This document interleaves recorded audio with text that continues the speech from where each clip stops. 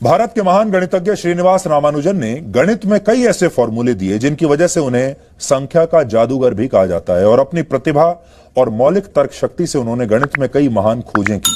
सिर्फ 12 वर्ष की उम्र से उन्होंने बिना किसी औपचारिक शिक्षा के मैथमेटिकल थ्योरम्स यानी गणित के सूत्रों की खोज शुरू कर दी थी।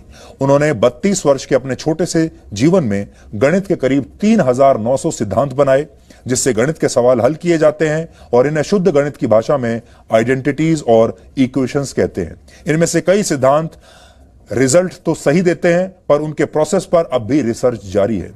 रामानुजन के विचारों की श्रेष्ठता यही है कि वो अपने वक्त से बहुत आगे की सोचते थे। रामानुजन के रिसर्च पेपर कई बार पत्र पत्रिकाओं और जर्नल्स में नहीं छपते थे क्योंकि संपादक उनकी थ्योरीज को समझ ही नहीं पाते थे, पर बाद में उन्हीं सिद्धांतों से मैथ्स, फिजिक्स और एस्ट्रोनॉमी की बड़ी बड़ी समस्याएं सुलझाई गई। वर्ष 1919 में उन्होंने एक सिद्धांत की खोज की जिसे मॉक थीटा फंक्शन कहते हैं। यह असंख्य यानी इनफिनाइट होने वाली गणना यानी कैलकुलेशन की समस्या को सुलझाने में काम आता है। लंबे समय तक इसे समझने के लिए दुनिया भर के वैज्ञानिक मेहनत करते रहे और वर्ष 2002 में पता चला कि ब्रह्मांड की सबसे बड़ी पहेली कहे जाने वाले ब्लैक होल को समझने के लिए मॉक थीटा फंक्शन का प्रयोग ही जरूरी है। यानी रामानुजन अपने समय से 83 वर्ष आगे चल रहे थे। अब इस फंक्शन का इस्तेमाल ऐसी चीज की गणना के लिए भी किया जा रहा है जिसका ग्रोथ पैटर्न समझ में ना आ रहा हो।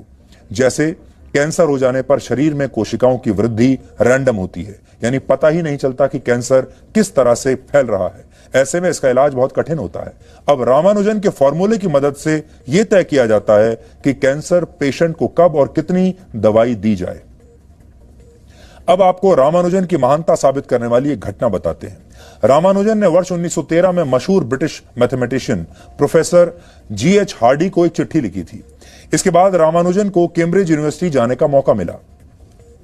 प्रोफेसर हार्डी के मुताबिक गणित के जिन सूत्रों को सुलझाने में बड़े बड़े गणितज्ञों को भी 5 से 6 घंटे का समय लगता था, उसे सिद्ध करने के लिए रामानुजन सोचने का भी वक्त नहीं लेते थे। यानी जब तक उनके सामने सवाल लिखा जाता तब तक वो उसका जवाब भी ढूंढ लेते थे। विद्वानों के मुताबिक सिर्फ मानसिक शक्तियों की मदद से ही ऐसा करना संभव नहीं था। कहा जाता है जब भी रामानुजन किसी गणित की समस्या को हल करते थे तब वो अपनी दोनों आंखों के बीच के हिस्से में अपना ध्यान केंद्रित करते थे। योग के मुताबिक ये वही जगह है जहां पर शरीर की आध्यात्मिक शक्तियों का चरम बिंदु होता है। रामानुजन खुद कहते थे कि उनके लिए गणित के उस सूत्र का कोई मतलब नहीं जिससे उन्हें आध्यात्मिक विचार न मिलते हों।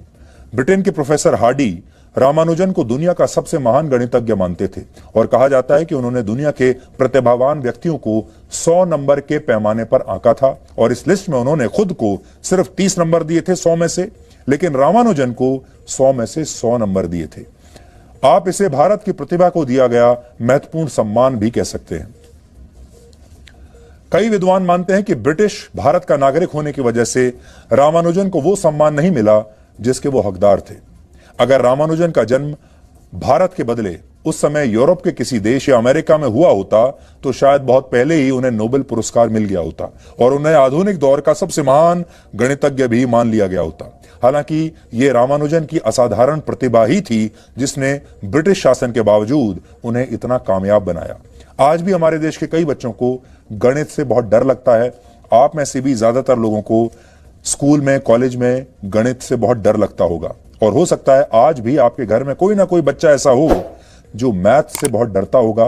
गणित का नाम सुनते ही मन में डर पैदा हो जाता होगा और गणित के डर की वजह से ही कई बच्चे इससे दूरी बना लेते हैं, इसे पढ़ते नहीं और इससे बच्चों के ज्ञान में कमी आती है। ये एक प्रकार की चिंता है जो उनके मन में बैठ जाती है। इसे मैथ एंजाइटी भी कहते हैं। एक स्टडी के मुताबिक अमेरिका के 93% लोग गणित को लेकर थोड़ी या ज्यादा चिंता जरूर करते हैं और भारत में भी लगभग 10 लाख छात्र इससे पीड़ित हैं। भारत में 14 वर्ष से लेकर 18 वर्ष तक के युवा दूसरी कक्षा के स्तर का गुणा भाग भी नहीं कर पाते। हालांकि मैथ्स के डर का इलाज संभव है। शिक्षक चाहें तो बहुत ही क्रिएटिव तरीके से, आसान तरीके से इसे पढ़ाकर बच्चों का डर दूर कर सकते हैं और उन्हें प्रेरणा दे सकते हैं। छात्रों के लिए भी जरूरी है कि मैथ्स को समझने के लिए वो हमेशा सवाल पूछते रहें। मैथ्स के सिद्धांतों को रटने की बजाय उसे समझने की कोशिश करें। और सबसे आखिर में माता पिता भी इस बात का ध्यान रखें कि हर बच्चा अपनी रफ्तार से ही सीखता है, सबकी रफ्तार अलग अलग होती है। दूसरों से अपने बच्चों की तुलना ना करें और अपनी उम्मीदों का बोझ अपने बच्चों पर बिल्कुल ना डालें। इसलिए रामानुजन की कहानी आज हमने आप सबको सुनाई ताकि आप सबके मन में भी अगर गणित को लेकर कोई डर है तो उसे दूर किया जा सके। और दूसरी बात यह कि दुनिया में कामयाबी के लिए आप कितने भी गणित लगा लीजिए, आप जाति का गणित लगा लीजिए, संप्रदाय का गणित लगा लीजिए, कोई और गणित लगा लीजिए, लेकिन मेहनत का और मेरिट का जो गणित होता है उसे कोई नहीं बीट कर सकता। हालांकि आज बच्चों के लिए कैलकुलेटर से लेकर कंप्यूटर तक सब कुछ है।